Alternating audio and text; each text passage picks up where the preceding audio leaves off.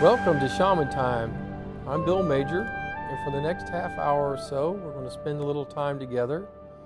Take a breather from our busy lives, set aside all those things that might be on our mind, and explore the opportunity to do something else.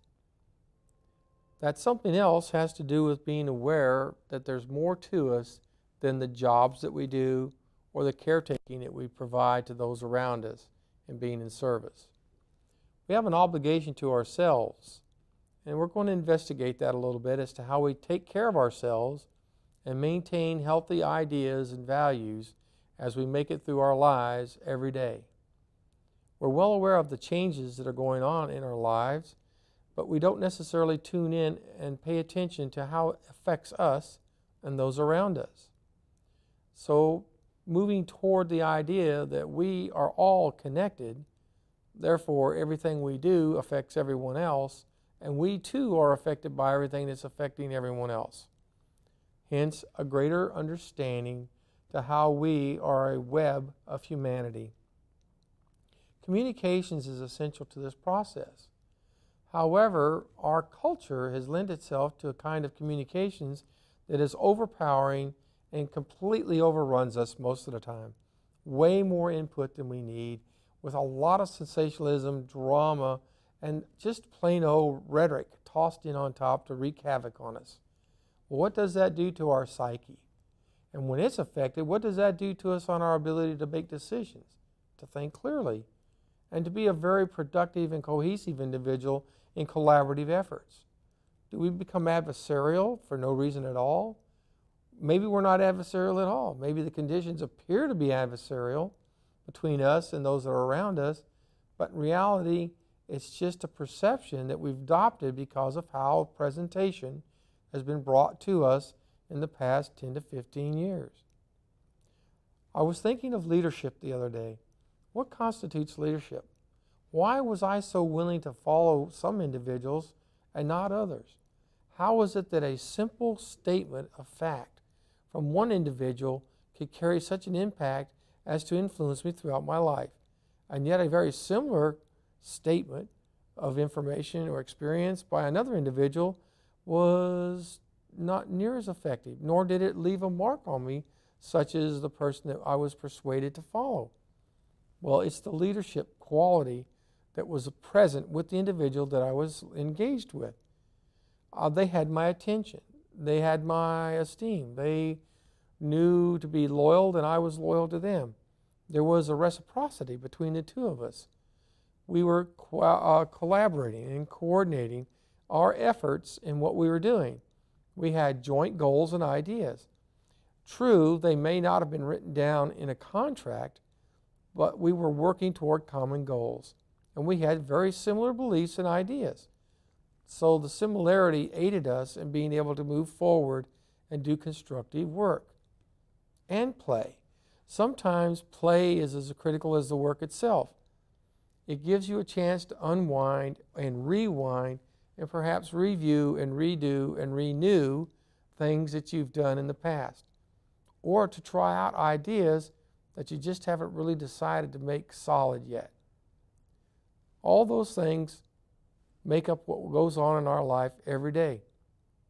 When we're communicating between ourselves and another individual, we have to remember that communications is a cyclical process. Now, I don't know if we have to really review that process, but just for the heck of it, we can start out with it. When we have a conversation, we have a sender and a receiver. The sender sends out something, in this case oral and somewhat visual since we're in the TV media, and the receiver sees it and hears it. Now, unlike this environment where I have a very limited feedback, in a face-to-face conversation, we have instant feedback. The nonverbal kicks in, which is the gestures and how the person is, how they're reacting, all the things that go on with them chemically, physically, as we engage in the conversation.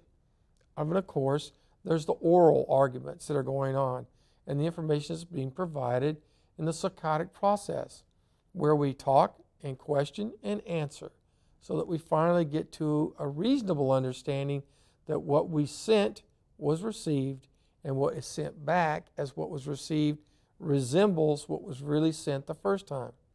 So I send you the information of, let's take some time to relax. Let's slow down. Let's let go of our troubles from the day, our work of the day, and our obligations. Let's tend to ourselves right now. The message is being sent to have you consider setting up, put your feet on the floor, rest your hands on your legs, and relax. Breathe in, breathe out. Just take a few breaths. Let your heart settle down. Let your pulse get calm. You're not in a race. There's no competition. You're strictly here to enjoy what's going on. Now, I've been transmitting. You've been receiving. Well, I'll know if it's working by the feedback I get from the audience and the other people that are around later on to talk about whether or not they were able to breathe and relax as asked. Now, the communicative process is cyclical. There's a sender, a receiver. The receiver sends back to the sender what they believe they got. The sender verifies and validates what was received and sent back. And then there's an agreement that, yes, it resembles what was sent, close enough to say, yes, we have communicated from A to B. Now, B may have a reciprocal process going on as to have a rebuttal or a reply to which was sent by A. And the process is the same. They send, they receive, you receive, we all receive, then we feed back, and the process keeps going. It's kind of a freewheeling experience. Once you kick off a conversation, you don't really think about the stop and go signals and it's your turn, my turn, our turn, no, wait, your turn.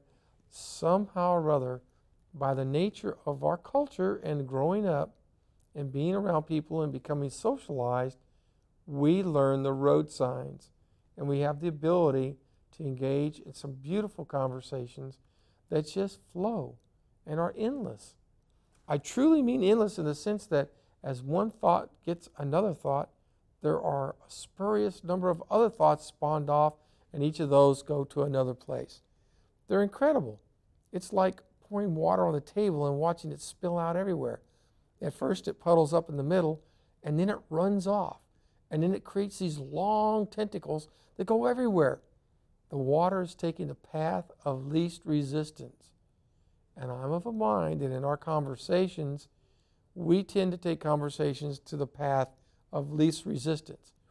Resistance being where people are not ready to accept our ideas or genuinely appreciative of what we're conveying or saying. They may simply not understand or not able to comprehend. Our language could be inappropriate. We could be talking way too fast, or we could be using, such as I say, gobbledygook language, where everything is an acronym or shorthand, and it's just not really clear. It becomes ambiguous, such as the dove dove into the tree. Was that a dove or dove or dove? Our language gets us confused. So what we hear, vice what we see, may be different. We want to clarify our understanding so that we really communicate clearly. In the past, I've talked about how we are affected by energy, light, love, fellowship, companionship, and just the general condition of the world around us. I've also made clear that the energy and forces that make up the earth are changing, and that the earth itself is shake, rattle, and rolling.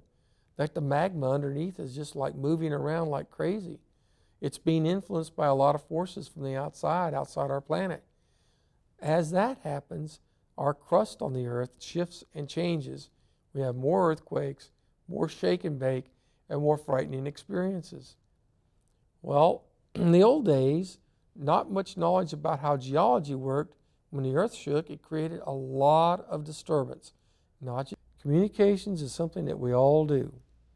We all are the transmitter or the sender, and we're all the receiver.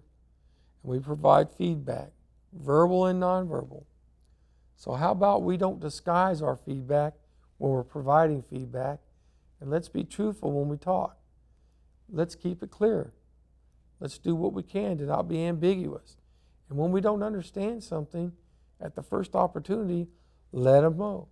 Let your partner know that you're dealing with or talking to, I don't know what that word means. Or I hear you, but I'm not getting it. So now all of you out there that are getting it and have had a chance to spend a little time with us here on Shaman Time, I wish you the best and give you everything that you could ever want in the world and crank a lot of love into everything. Put that love out there for everybody. I look forward to seeing you next time. It's Bill Major, and this is Shaman Time.